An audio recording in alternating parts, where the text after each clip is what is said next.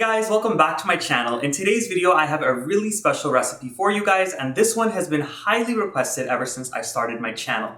In today's video, we're making nothing other than Guyanese style butterflaps.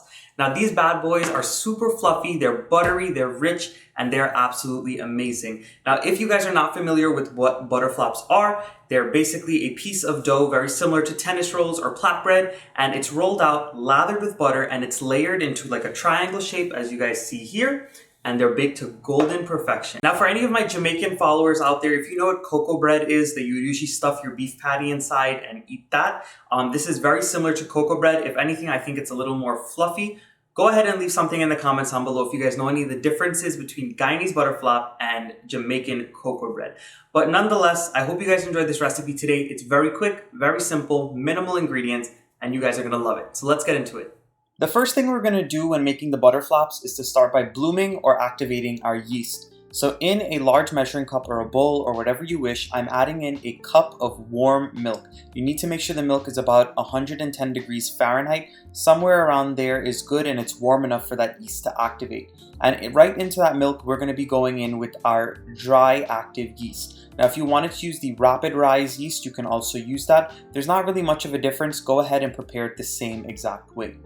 And once you go in with that yeast into the milk, you're also going to add in some sugar. Now you can use white granulated sugar or you can use brown sugar, just depending on your own taste and preferences.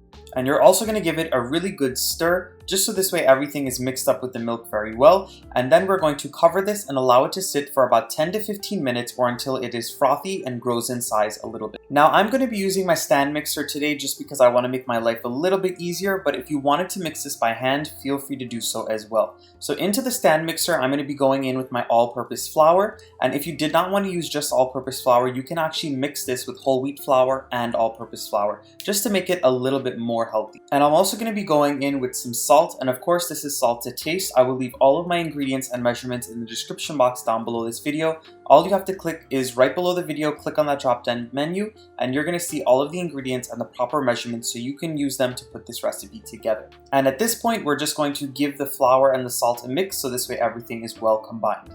This is what my yeast mixture looks like after resting for about 15 minutes. As you guys can see, the top is very bubbly and frothy. That is exactly how you want it. If it did not bubble up, it probably means that your yeast was not good, or that you killed the yeast when you made the milk too hot, or if you left the milk too cold. So once your yeast grows a little bit, it is time to go in with some melted butter. After all, these are called butter flaps, so we need to have that butter component in there. And I'm just going to go ahead and give this a little mix. And once you've gotten the mixture mixed up with the butter, the milk, as well as your yeast and that sugar, it is time to slowly stream it into the mixture with the flour and the salt that is already in your stand mixer. I'm going to put in all of this mixture and you're still going to see that you need more liquid. At that point, you will continue to stream in a little bit of water, a little bit at a time, until you reach a very soft and a sticky dough. So after I added in all of that milk mixture, I went in with a little bit of water, and you have to use warm water or else you could kill the yeast if it's too hot or if it's too cold. And this is exactly what you're looking for, a nice tacky and soft dough. Not sticking to your hand very crazily, just something that is nice and soft as you see here. So what I'm going to do is I'm going to put my mixer on a medium speed and I'm going to allow this to mix and knead the dough for about 5 minutes. What you're looking for is to develop all of the glutens, so you want the dough to bounce back at you when you press your finger into it. And you also want to make sure that the dough is smooth all over. So my dough has been mixing for about 5 minutes at this point, and as you guys can see, it is nice and soft, but it is no longer sticking to my fingers. That's exactly what you want. So at this point, I'm going to roll it up into a ball. I'm going to put it back into that bowl, and I'm going to cover this with plastic wrap, and I'm going to allow it to rest in a warm place for exactly 1 hour. Now, depending on the type of yeast or the brand of yeast, sometimes it takes the bread about 1.5 to 2 hours to double in size, but usually 1 hour does it for me. And after exactly an hour, this is how your dough should look. As you guys can see, it has doubled in size and it is nice and fluffy. That's exactly what you want. So onto my surface, I'm going to flour it very lightly and I'm going to overturn my dough onto it. And then I'm going to cut my dough into evenly sized pieces. Now with this batch of dough, I got exactly 16 butterflaps. You can get more or you can get less, just depending on how big or small you decide to make them. But 16, I got a really good size amount of these. And once you get your dough cut into even sized balls, it is time to roll them and smooth them out. So as you guys can see, I'm just folding it over onto itself. This is an easier way to do it.